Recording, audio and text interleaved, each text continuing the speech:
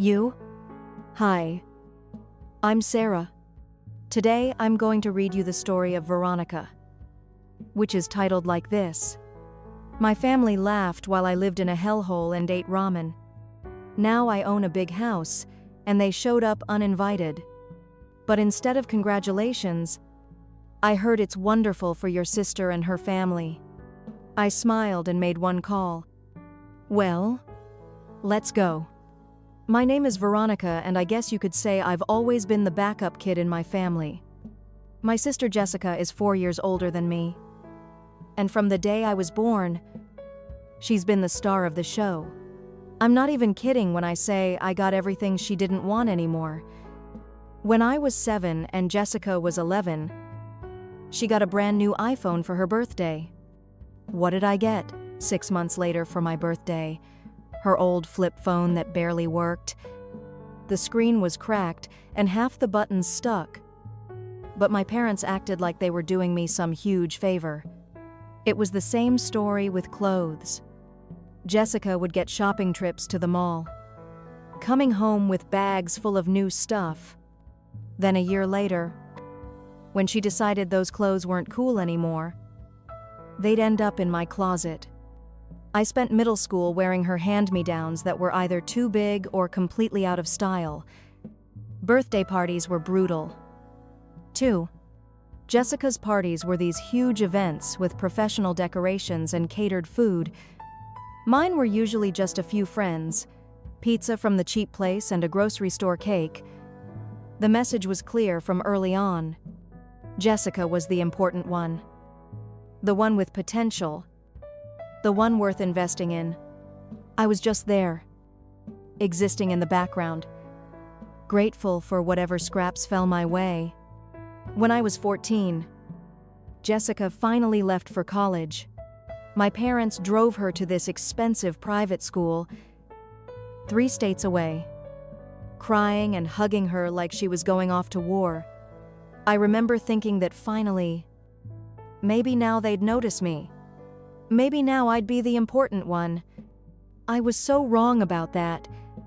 Even with Jessica gone, nothing changed. If anything, it got worse. Mom and Dad called her every single day. Sometimes twice. They'd sit at the kitchen table with the phone on speaker, asking about her classes, her friends, her dorm room, what she ate for breakfast. These calls would go on for hours. Every other weekend, they'd drive 3 states away to visit her. They'd come back with stories about how wonderful she was doing, how popular she was, how her professors loved her. They'd bring back photos of Jessica at campus events, Jessica with her new friends, Jessica looking happy and successful. The money thing was insane. They were constantly sending her cash for everything: new clothes, textbooks, going out with friends, spring break trips. I'd hear Mom on the phone saying things like, "Of course. Sweetie, I'll transfer $500 right now." Woo bae. That was more than I'd ever seen at once. Meanwhile, I was still wearing Jessica's old clothes and using her beat-up school supplies when I needed something. Even something basic like new sneakers when mine had holes. I'd get a lecture about being wasteful and not appreciating what I had. When I turned 16, I'd had enough. I got a job at the local grocery store, bagging groceries and stocking shelves after school. It wasn't glamorous, but it was mine. Finally, I could buy my own things without having to beg or settle for Jessica's leftovers. I worked all through junior and senior year, saving every penny I could, while other kids were going to parties or hanging out at the mall. I was working, but I didn't mind. I had a goal. Now, I was going to college and I was going to do it myself. 2 years later, Jessica graduated and moved back home. Perfect timing because I was graduating from high school and ready to start the next chapter of my life. I've been working on college applications for months, doing everything myself, since my parents were too busy fawning over Jessica's return. I applied to 8 different colleges, researching each one online and filling out all the paperwork during my lunch breaks at work. I even paid for the application fees myself. When the acceptance letters started coming in, I was shocked. I got into 5 schools, which felt like a miracle. The best option was the local state college. They offered me a partial scholarship that covered 70% of the tuition. It wasn't full coverage, but it was something. The remaining 30% would be expensive. But I thought maybe, just maybe, my parents would help me out. After all, they'd been paying Jessica's full tuition for 4 years. I decided to tell them about it at dinner. Jessica was there, too, fresh from her college graduation, already talking about some internship she'd landed. I waited until there was a break in the conversation about how amazing Jessica was. "I have some good news," I said, trying to sound confident. "I got accepted to state college, and they offered me a partial scholarship. It covers 70% of the tuition." I expected them to be proud, maybe even excited. Instead, Dad snorted and shook his head. "College. You don't need college. Veronica, you need to get a real job and start working." Mom laughed. Actually laughed. "Honey, you're not cut out for college. You're meant for physical labor, not book learning. That's just who you are." I felt like I'd been slapped. "What do you mean? I'm not cut out for it. I got accepted. They offered me a scholarship." That's when Jessica chimed in, and her words cut deeper than anything my parents had said. "Oh, please," she said, giggling. "You're way too stupid for college. You don't have the brains to handle the coursework. You'd just flunk out anyway, even for them." This felt like too much. I'd gotten used to being ignored, to being second choice, to getting hand-me-downs. But this was different. This was them telling me I was worthless, that I didn't deserve the same chances they'd given Jessica. I stopped talking. There was no point in arguing or trying to convince them. I could see it in their faces. They really believed what they were saying. They really thought I was stupid and worthless. I sat there for the rest of dinner, not saying another word. Jessica kept chattering about her internship and her plans, while my parents hung on every word. Nobody asked me anything else about college or my scholarship. That night, lying in bed, I made a decision. I was going to college. Whether they supported me or not, I'd find a way to pay for it myself. I'd work more hours, take out loans, whatever it took. I wasn't going to let them decide my future for me. After that dinner, I threw myself into work like my life depended on it. I picked up extra shifts at the grocery store and found a second job cleaning offices downtown on weekends. The work was exhausting, but every dollar I saved got me closer to my goal. My parents acted like nothing had happened. They went back to their usual routine of obsessing over Jessica, who was now living in their house rent-free while doing her internship. She'd sleep until noon, leave her dishes everywhere, and complain about how hard her life was. Meanwhile, I was working 60 hours a week and saving every penny. The math was brutal. Even with the scholarship covering 70%, I still needed about $8. Zero for my first year, between tuition, books, and basic living expenses. It felt impossible. But I kept working and saving, telling myself I'd figure it out somehow. Summer flew by in a blur of work and stress. 2 weeks before classes were supposed to start, Mom dropped a bomb on me. I was eating a quick breakfast before my morning shift when she walked into the kitchen with this fake sweet smile. "Veronica, we need to talk," she said, sitting down across from me. "Jessica needs more space. She wants to turn your room into a dressing room. You know how much clothes she has from college." I couldn't believe what I was hearing. "But I'm starting college in 2 weeks. I was planning to live here and commute to save money." Mom struggled. "Maybe this is a sign that college isn't the right path for you. You could get a full-time job instead." "I'm not giving up on college." "Then you'll have to figure it out yourself. Jessica needs that room.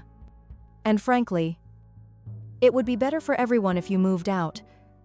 You're always working anyway, so you're hardly ever here." I wanted to scream after everything they'd put me through. Now they were literally throwing me out so Jessica could have a bigger closet. But I kept my voice steady. "When do I need to be out? This weekend would be good. That gives you a few days to find somewhere." I called my friend Maya during my lunch break. We've been friends since middle school. And she was one of the few people who knew how messed up my family situation was. "I need to find a place fast. Do you know anyone with a spare room, actually?" "Yeah. I'm renting this tiny apartment with 2 other girls, Sarah and Kim. It's pretty crappy. But we could probably squeeze in a 4th person. The rent would be cheaper for everyone. Come look at it. After work." The apartment was definitely a dump. It was in the worst part of town, with thin walls, a leaky ceiling, and a kitchen that barely functioned. But it was a roof over my head, and Maya and her roommates were genuinely nice people. That weekend, I packed everything I owned into garbage bags and boxes. My parents were out visiting Jessica at her internship, so I didn't even have to deal with a goodbye. I left a note on the kitchen table saying I'd moved out and giving them Maya's address in case they needed to reach me. They never called. Starting college while working 2 jobs and living in a crappy apartment was harder than I'd imagined.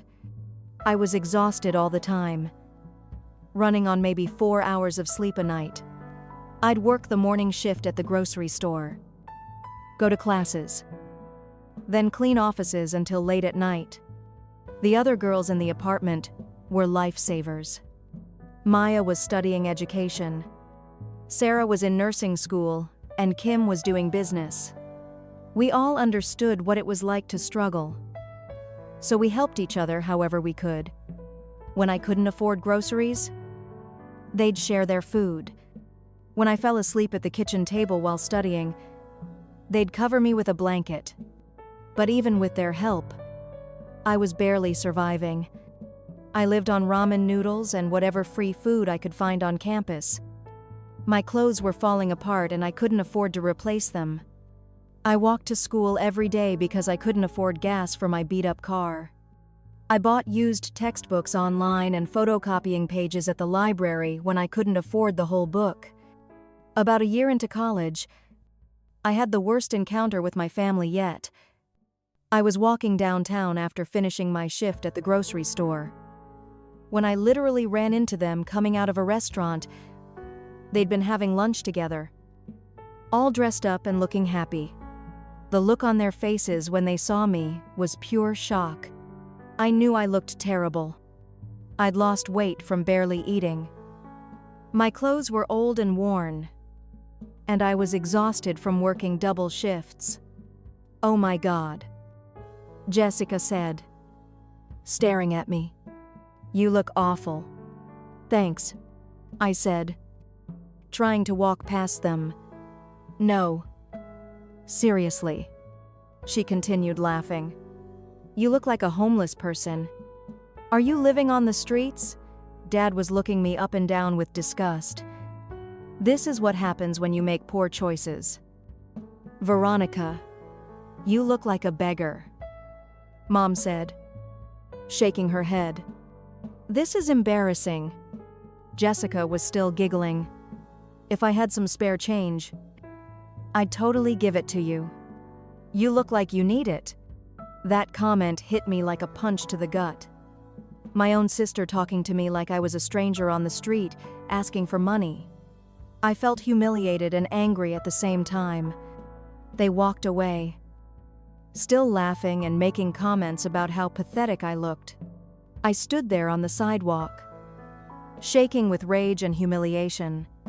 People were staring at me, probably wondering why I was crying in the middle of downtown. That night, I made a promise to myself I was going to succeed. I was going to graduate, get a good job, and prove to all of them that I wasn't a failure. I was going to show them exactly who the real loser was. I doubled down on everything. I studied harder, worked more hours, and pushed myself beyond what I thought was possible. My grades were already good, but I made them better. I started volunteering for extra credit projects and building relationships with my professors. Those 3 years flew by faster than I expected. I kept my head down, worked my ass off, and somehow managed to graduate with honors. The day I walked across that stage, none of my family was there. My parents cheered for me instead. And honestly, it meant more coming from people who actually cared. My professors had noticed my work ethic and grades.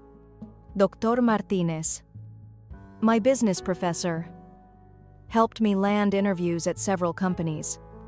"You're exactly the kind of employee every company needs," she told me.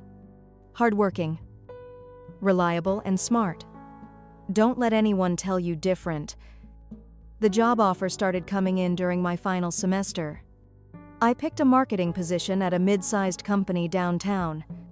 The salary was more money than I'd ever seen, and they offered good benefits too.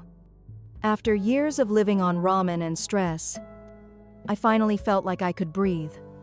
I moved out of the crappy apartment and into a decent one-bedroom place.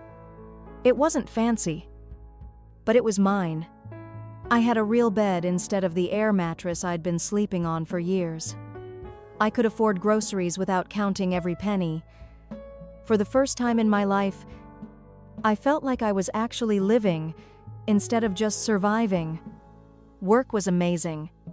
I threw myself into every project, staying late, volunteering for extra assignments, coming up with new ideas. My boss, Jennifer, was impressed from day one. Within a year, I got promoted to senior marketing specialist with a nice raise. The money kept getting better. I was saving aggressively, putting away almost half of every paycheck. I had a goal now.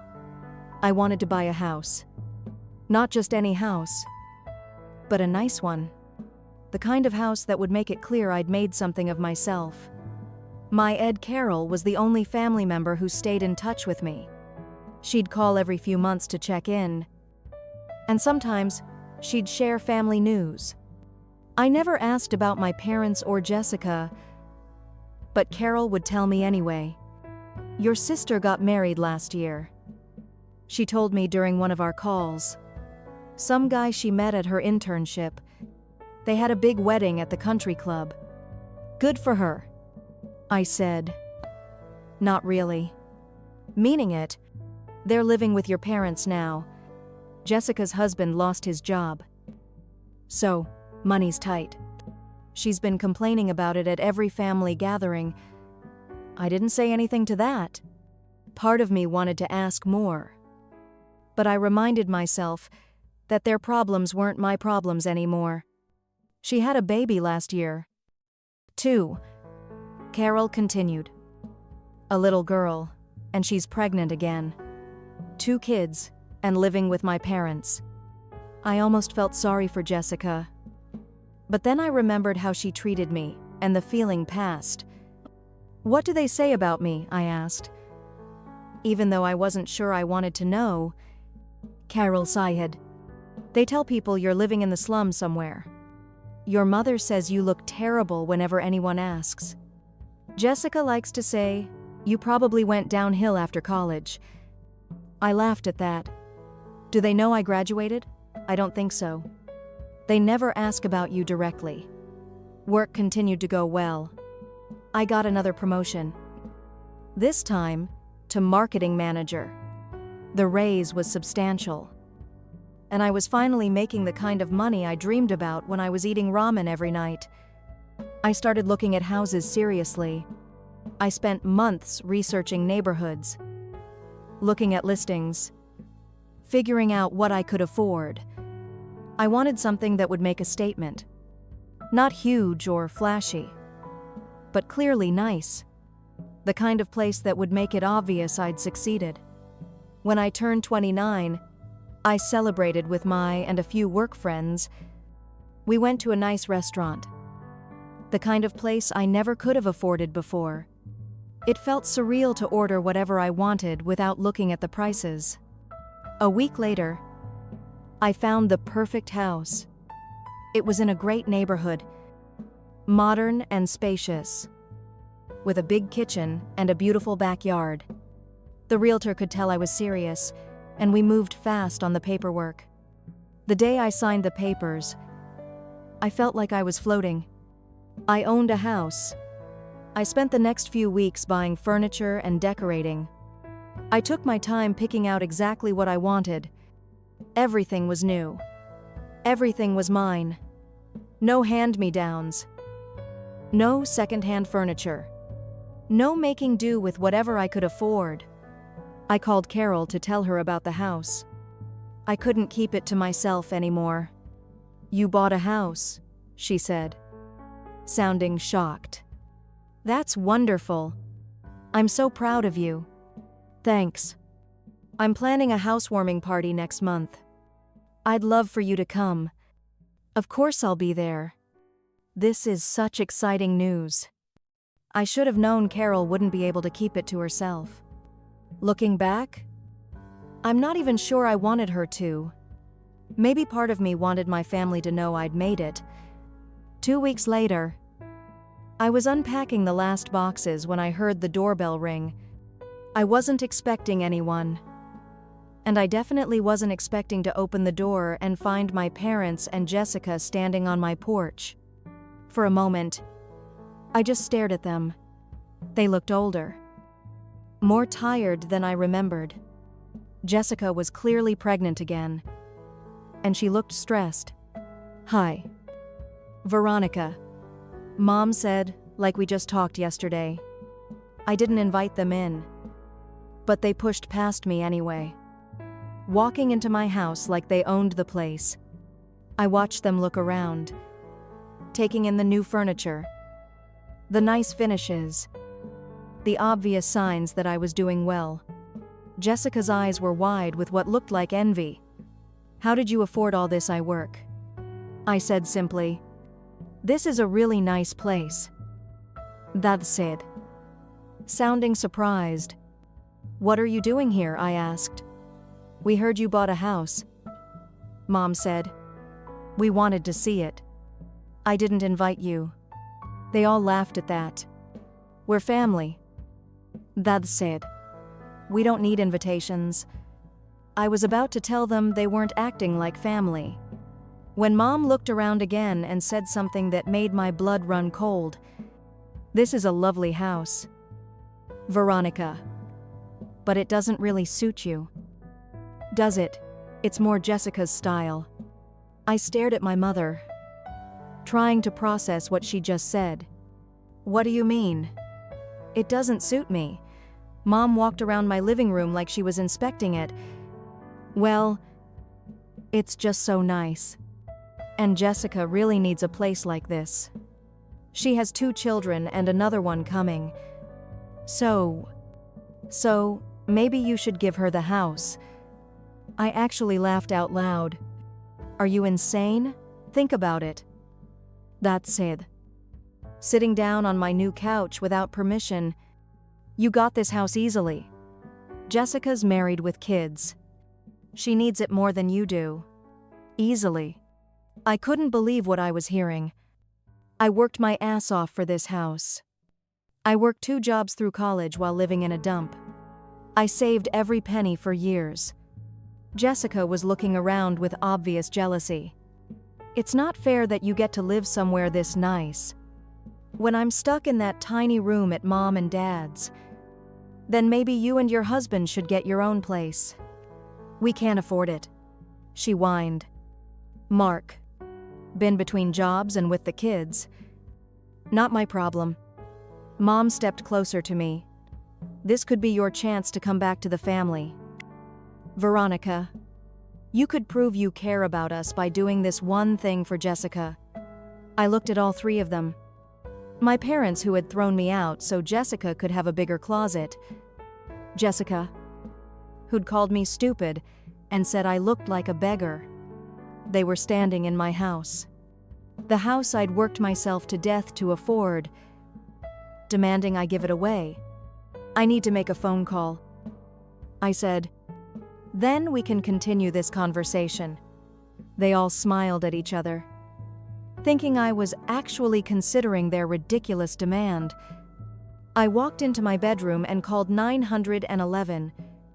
I need police at my house, I said quietly.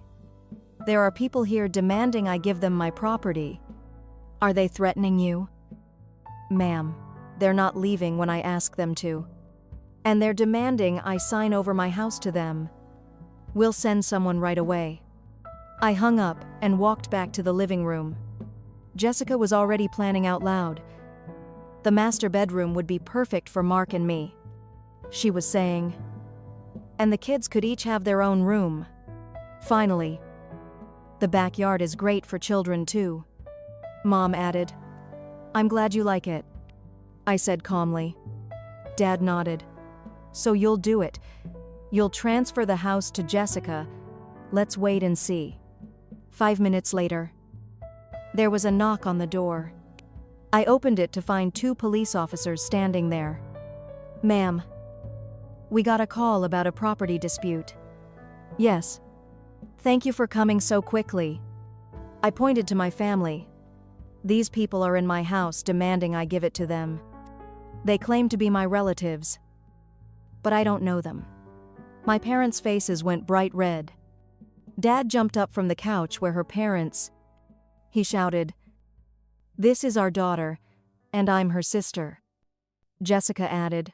I looked at the officers calmly. I've never seen these people before in my life. They came to my door claiming they deserve my house and they won't leave. Mom was sputtering. Veronica. What are you doing? Where are your family, officers? I said. Could you please escort these strangers off my property? The police flipped back and forth between us, clearly trying to figure out what was going on.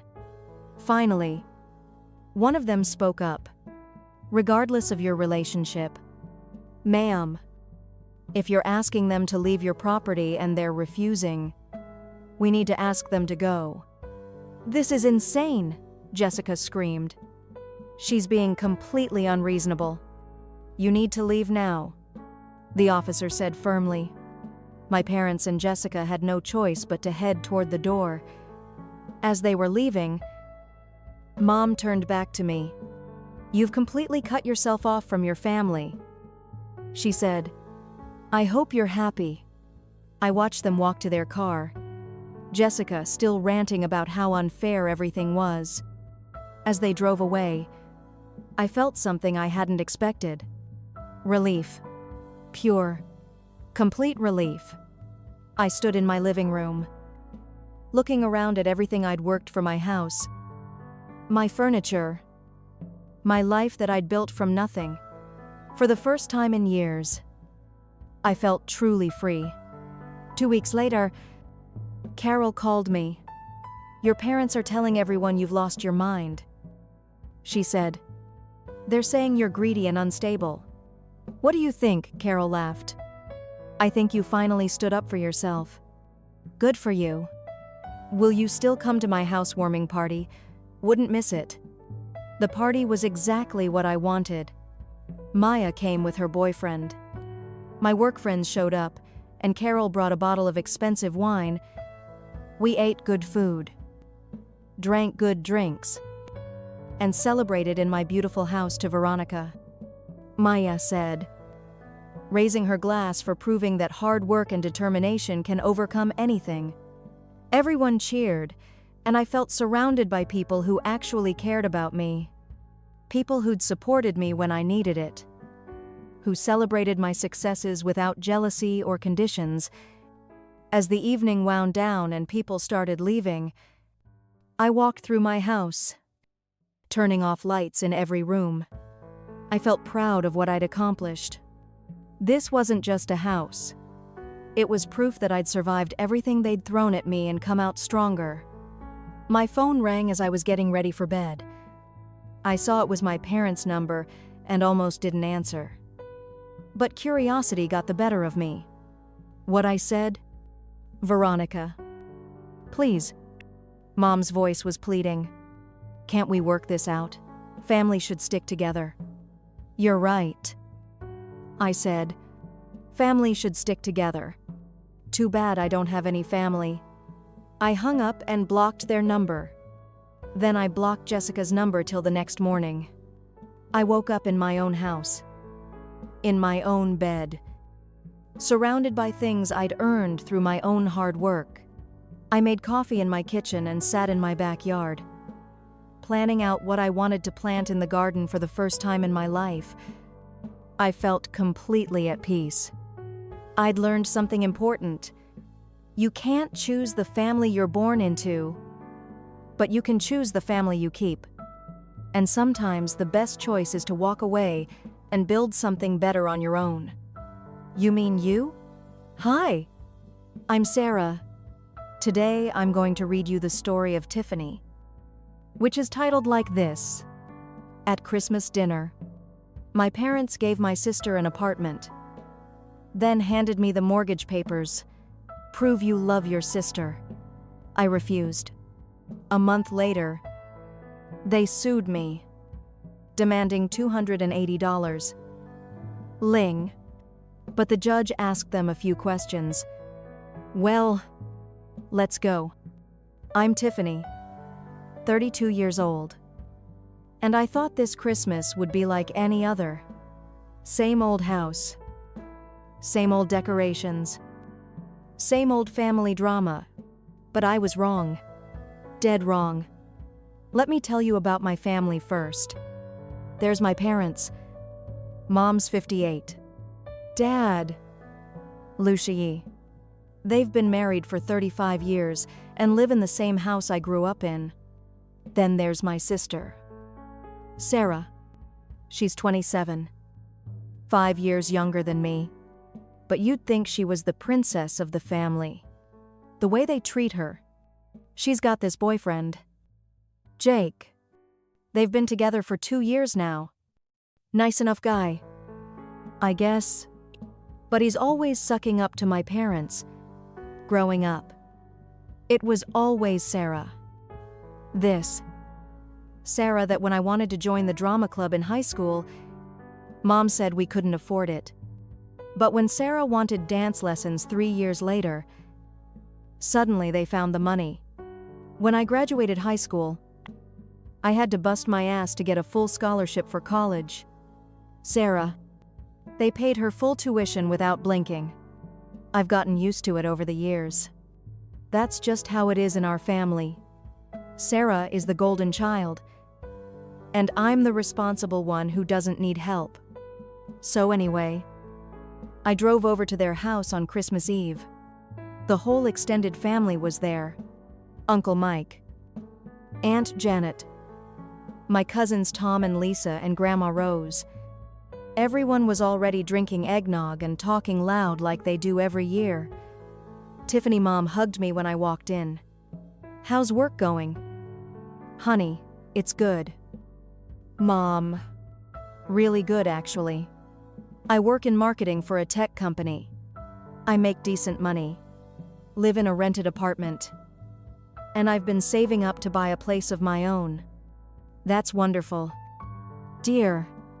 But she was already looking past me, checking if Sarah had arrived yet. I went to the kitchen to help set up dinner. That's when I noticed something weird. Mom and Dad kept looking at each other with these little smiles.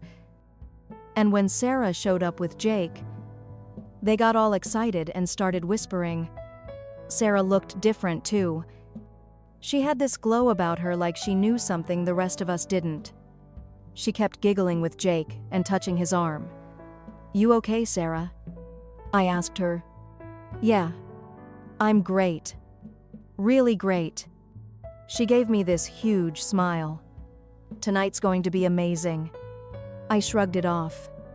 Maybe Jake was finally going to propose or something good for them. We all sat down for dinner around 7 p.m. The table looked beautiful. Mom had used her good china and everything. Dad carved the turkey. Uncle Mike told his usual bad jokes. And Grandma Rose complained about her arthritis. Normal family stuff. I was halfway through my mashed potatoes when Mom suddenly stood up and tapped her wine glass with her fork. "Everyone, can I have your attention? Please." The table got quiet. Even Grandma Rose stopped talking. "I have a wonderful surprise to share with all of you tonight." Mom's voice was shaking with excitement. "Your father and I have been planning this for months." Dad stood up next to her, grinning like an idiot. "We bought a beautiful 2-bedroom apartment in Riverside Heights for Sarah." The whole table erupted. Uncle Mike started clapping, and Janet gasped, and the cousins were cheering. Even Grandma Rose was smiling. "Oh my God. Really?" Sarah jumped up from her chair. But she wasn't surprised at all. She knew this was coming. "Yes, sweetheart. It's all yours." Mom was crying happy tears. "Now." I sat there with my fork halfway to my mouth, completely stunned. An apartment. They bought her an entire apartment. "The closing is next week," Dad added. "It's in a great neighborhood close to shopping. And it has a gorgeous view of the park." Everyone was talking at once, asking questions about the apartment, congratulating Sarah. She was showing them pictures on her phone that she'd obviously already taken. "This is so perfect," Sarah said, hugging Mom and Dad. "Jake and I were just talking about how we needed more space." "Well, you'll be needing it soon," Dad said with a wink, "since you're getting married." More cheering. More congratulations. Sarah was beaming. Jake was shaking Dad's hand, and everyone was acting like this was the best news ever. I clapped along with everyone else. But my hands felt numb. An apartment. They bought her an apartment I'd been saving for years to buy my own place. And they just bought her one. "Tiffany, isn't this wonderful?" Mom called out to me. "Yeah, it's great," I managed to say. "Really great." "Sarah." Sarah ran over and hugged me. "I'm so excited. I'm already planning the housewarming party. You'll all come." "Right. I'll invite everyone over as soon as we get settled." "Of course we will," Uncle Mike said. "Congratulations." "Kiddo." I smiled and nodded. But inside, I felt like I'd been punched in the stomach. They'd never given me anything like this. Hell, they'd never given me anything worth more than $100. But Sarah gets an apartment. The rest of dinner was all about the apartment. Sarah talked about decorating. Jake talked about the commute to his job. And my parents talked about how proud they were. I just sat there eating my turkey and trying to look happy. Nobody asked me about my job, my life, or my plans. It was all Sarah. All the time. Just like always. "I can't wait to have you all over," Sarah said again. "It's going to be so much fun. We're so happy for you." "Honey," Mom said, squeezing Sarah's hand. I looked around the table at my family, all of them celebrating Sarah's good fortune. And I realized that some things never change. Sarah would always be the favorite, and I would always be the afterthought. After dinner, everyone spread out around the living room. The men were watching football. The women were looking at Sarah's apartment, photos on her phone, and the kids were playing with their new Christmas presents. I helped Mom clear the dishes, trying to act normal. "The apartment is really beautiful," I said, loving plates into the dishwasher. "Isn't it? We looked at so many places before we found this one. Sarah's going to love it there." I nodded and kept washing dishes. What else could I say? About an hour later, Mom came over to where I was sitting with Grandma Rose. "Tiffany, can you come help me in the kitchen for a minute?" "Sure." I followed her, thinking she needed help with dessert or something. But when I got to the kitchen, Dad was already there. He was holding the manila folder in his hand, and both of them looked serious. "What's going on?" I asked. Dad handed me the folder. "These are for you." I opened it and saw a bunch of official-looking papers. Mariage documents, loan applications, payment schedules. "What is this?" I flipped through the pages, confused. "Those are the mortgage documents for Sarah's apartment," Mom said. I looked up at them. "Okay. Why are you giving them to me?" Mom shrugged. "Well, we only had enough money for the down payment. You need to pay the rest." "Wait. Hold on." I set the folder down on the counter. "Are you telling me that you want me to pay Sarah's mortgage?" They both nodded like this was the most normal thing in the world. "We know you have a lot of savings. Mom said you told us about them. And you make good money at your job. This won't be a big problem for you. Plus," Dad added, "this is how you can prove that you love your sister." I felt like I was in some kind of alternate reality. I do have savings, but I'm saving that money to buy my own apartment. I've been planning to buy a place next year. "Tiffany, please." Mom said we're family. We need to stick together. I shook my head. "No. I'm not paying someone else's mortgage. I've worked hard for my money, and I'm using it to buy my own place." Dad's face was turning red. "The truth is, you don't even need your own apartment. You're 32 years old, and you're still single. You don't have a boyfriend. You don't have any prospects. You're going to end up an old maid with no husband and no kids." The words hit me like a slap. I couldn't believe he just said that. "Sarah is young and beautiful," he continued. "She has Jake. She has a future. She deserves this apartment more than you do." I stood there for a second, just staring at him. Then I looked at Mom, waiting for her to say something to defend me. But she just stood there looking at the floor. "I'm not paying Sarah's mortgage," I said. "You're being selfish," Dad said. I picked up my coat and purse and headed for the door. "Tiffany, where are you going?" Sarah asked from the count.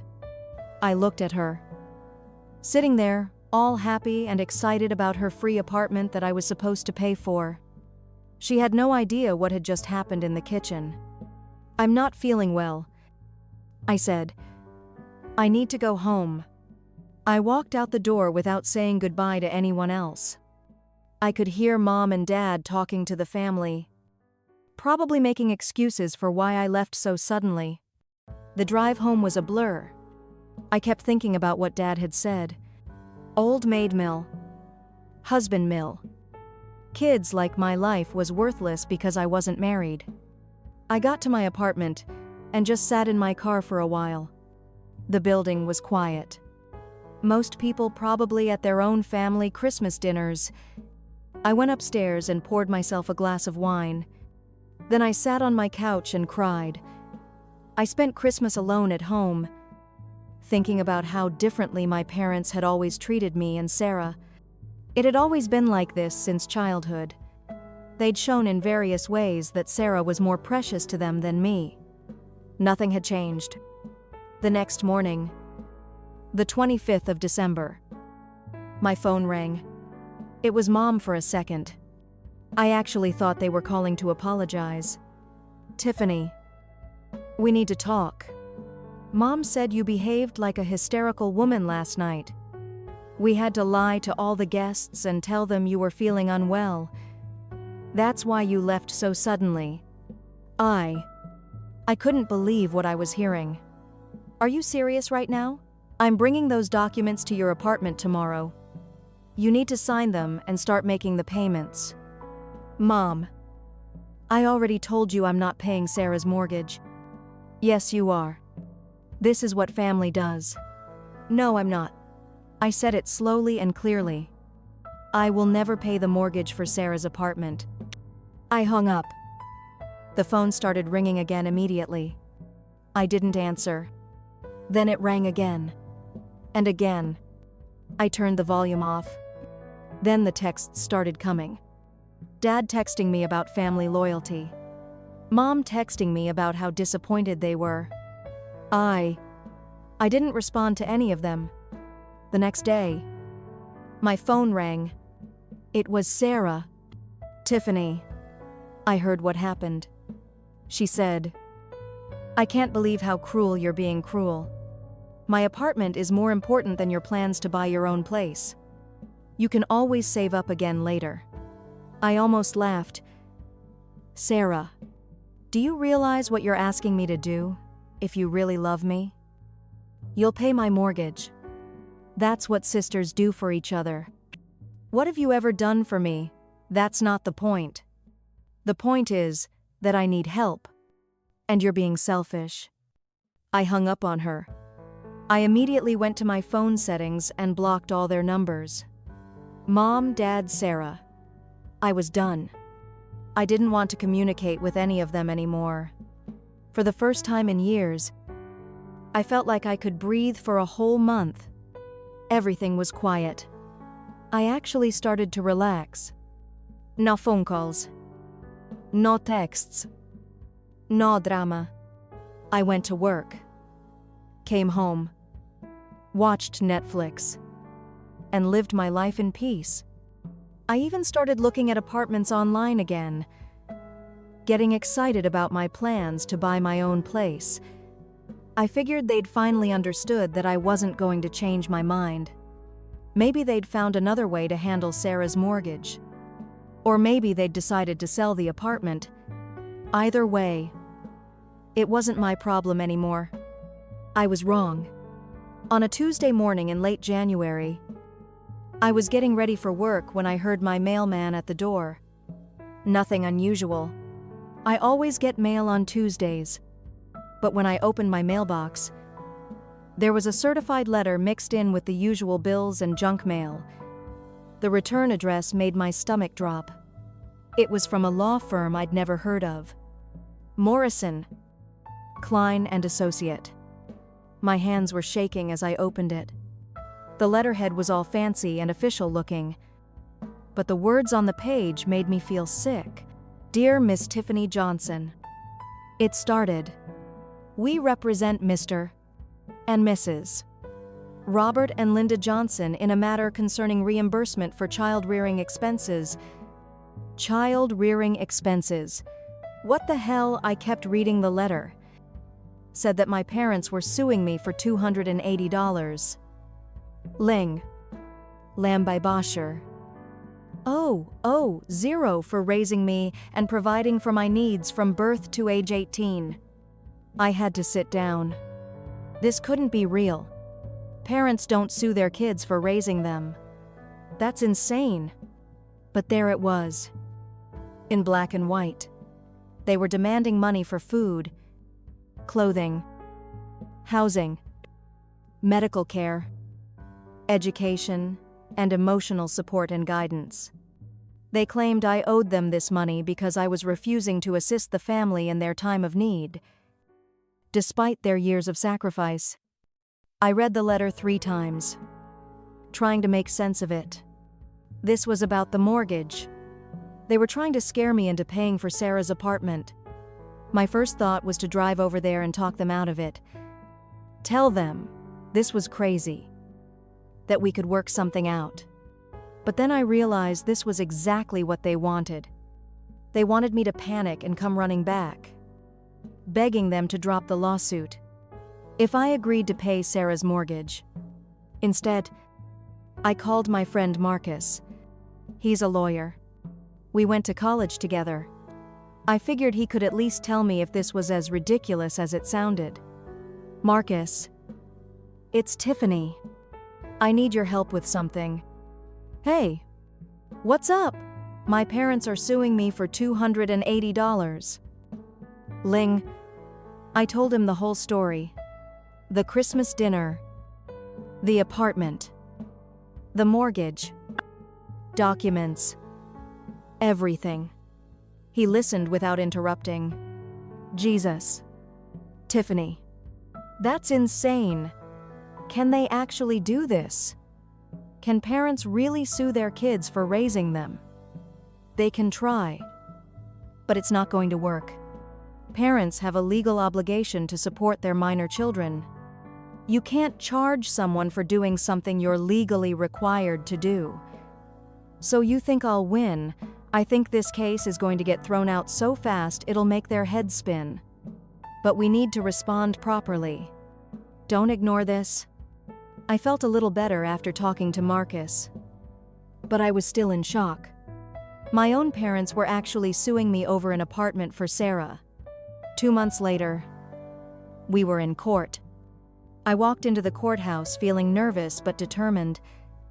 Marcus was with me, carrying his briefcase full of documents. My parents were already there with their lawyer, a thin guy in an expensive suit who looked like he'd rather be anywhere else. Sarah was sitting behind them in the gallery, giving me dirty looks. I'll rise for the honorable judge, Patricia Williams. The bailiff announced. Judge Williams was a woman in her 50s with short gray hair and glasses. She looked no nonsense. This is the case of Johnson versus Johnson, she said.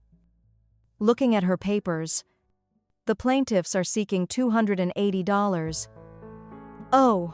Zero from the defendant for child rearing expenses.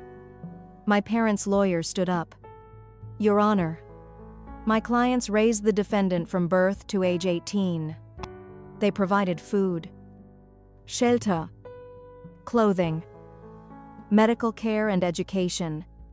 They believe they are entitled to reimbursement for these expenses, especially given the defendant's refusal to assist the family financially.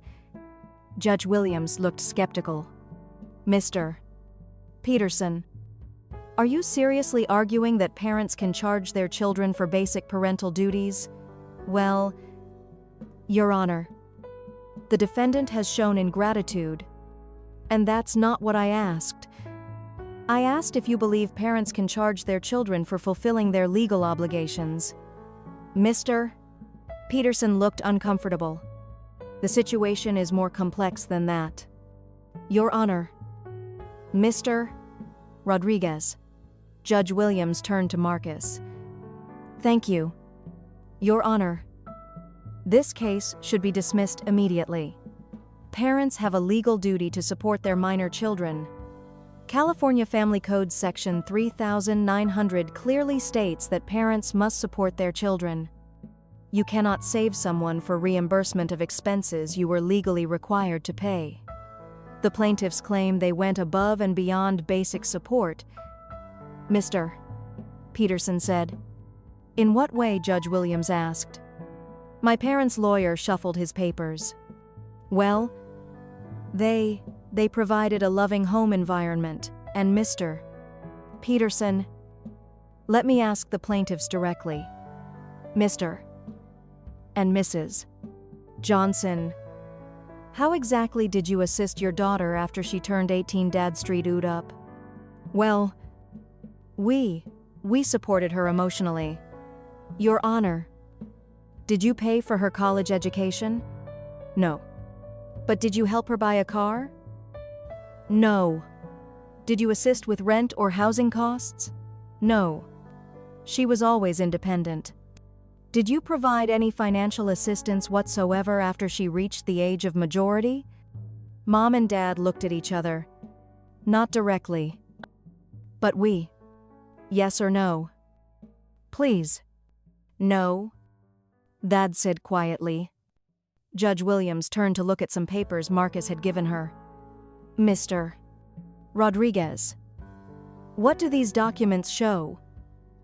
Marcus stood up. Your Honor. These documents prove that Miss Johnson received no financial assistance from her parents after age 18. She attended college on a full academic scholarship. She paid for her own apartment, her own car, and all her own expenses. Meanwhile, the plaintiffs paid full tuition for their younger daughter's college education and recently purchased an apartment for her. Is this true, Judge Williams? Asked my parents. They were both red-faced. Now, Sarah needed more help. Mom said weakly. So you provided extensive financial support for one adult child while providing none for the other. And now you want the child. You didn't help to pay you $280. Ling, it's not like that. Dad said.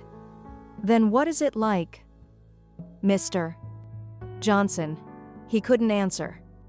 Judge Williams looked at the papers again. This case is dismissed. Mr. and Mrs. Johnson, you are responsible for all court costs and attorney fees. Parents cannot charge their children for basic parental care. This lawsuit is frivolous and without merit. The gavel came down. My parents out there looking stunned. Sarah was crying in the back row. Their lawyer was already packing up his briefcase. I felt relieved, but also sad. It was over. But at what cost? The fallout from the lawsuit was immediate and brutal for my parents. Anyway, word got around fast. Uncle Mike called me the day after the trial. Tiffany, I heard what happened in court. I can't believe your parents. Actually, Sergio, we had no idea they were planning this. If we'd known, we would have talked them out of it. Ed. Janet called next. Then my cousins. Then people I barely knew from church. Everyone was shocked that my parents had tried to collect money from me for raising me. The whole family was talking about it. They've lost their minds. Grandma Rose told me when she called, I raised 5 kids and never thought about charging them for it. What kind of parents do that? But the real damage was happening in their social circle. My parents went to the same church for 20 years. Mom was in the women's group. Dad helped with the church fundraisers. They had friends there. People they'd known forever. Not anymore. Their reputation was destroyed. People who used to invite them to dinner parties and church events just stopped calling. Mom's book club kicked her out. Dad got removed from the church board. But the worst part for them was the money. They'd hired an expensive lawyer who charged them $15. $0 for a case that got thrown out. In one hearing, then they had to pay court costs on top of that money they definitely didn't have. Since they'd already spent their savings on Sarah's down payment, and that led to the biggest consequence of all. 3 months after the trial, Marcus called me with news. You're not going to believe this. Your parents had to sell Sarah's apartment. They couldn't make the mortgage payments without your money. They couldn't afford it. The apartment went back on the market last week. I felt a weird mix of satisfaction and sadness. Sarah had lost her dream apartment. But it wasn't really her fault. She was just caught in the middle of our parents' insane plan. So where is she living now? Back to renting. From what I heard, She and her boyfriend found a small place across town. Poor Sarah. She'd probably been planning her whole life in that apartment. And now, it was gone. But then again, she'd been perfectly willing to let me pay for it. So I didn't feel too bad. The months went by quietly. I went back to my normal life. Saving money and looking at apartments online. I'd actually found a really nice 2-bedroom place that I was thinking about making an offer on. Then, 6 months after the trial, my phone rang. Unknown number. I almost didn't answer it. But something made me pick up. Hello. Tiffany. It's Mom. Listen. I wanted to talk to you. I don't have anything to say to you. Please just hear me out. I think we should meet and talk about everything. Maybe we can forget about all this and make peace. I almost laughed. Make peace. You sued me for $280. Ling. That was a mistake. We were just upset about the apartment situation. We weren't thinking clearly. A mistake. You hired a lawyer and dragged me to court. I know. But we're family. Tiffany. We should be able to work through this, family. I sat down on my couch. You want to talk about family? Where was family when I needed help with college? Where was family when I was starting my career? Where was family when I was struggling to save money for my own place? We were there for you. No, you weren't. You were there for Sarah. You've always been there for Sarah. I was just the responsible one who didn't need help. Remember, that's not true. It is true. And you know it. And now that your precious Sarah lost her apartment, suddenly, you want to make peace. There was silence on the other end. Tiffany. Please. Can we just move past this? No. We can't. You showed me exactly who you are and what I mean to you. I'm not interested in pretending that didn't happen. But we're your parents. Parents don't sue their kids for raising them. Parents don't call their daughters old maids who don't deserve their own apartment. Parents don't demand that one child sacrifice everything for another child. We made mistakes. But these weren't mistakes. Mom, this is who you are. This is who you've always been. I just finally stopped making excuses for it. So that's it. You're never going to speak to us again. I looked around my apartment. My quiet, peaceful apartment where I could live my life without drama or guilt or people demanding that I sacrifice my dreams for someone else. I don't want anything to do with any of you. I said I'm happy with my life. I'm successful. I'm independent. And I don't need your approval or your love. If it comes with conditions, I hung up. She didn't call back. 2 months later, I closed on my apartment. It's beautiful. Hardwood floors. Big windows. A kitchen with granite countertops. Everything I dreamed of when I was saving all that money. The down payment was exactly what I'd been saving for years. The same money my parents thought I should spend on Sarah's mortgage.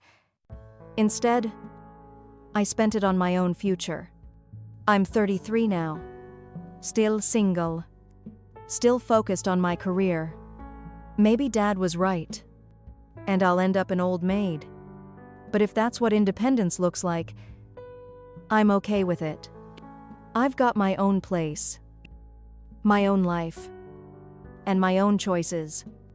No one can guilt me into paying for someone else's dreams. Or make me feel bad for putting myself first. Sometimes I wonder if Sarah ever figured out that our parents' plan backfired spectacularly. Instead of getting a free apartment paid for by me, she ended up with nothing but a rental and parents who destroyed their own reputation trying to force me to pay. But that's not my problem anymore. I've learned that sometimes the best thing you can do for yourself is walk away from people who don't value you. Even if they're family.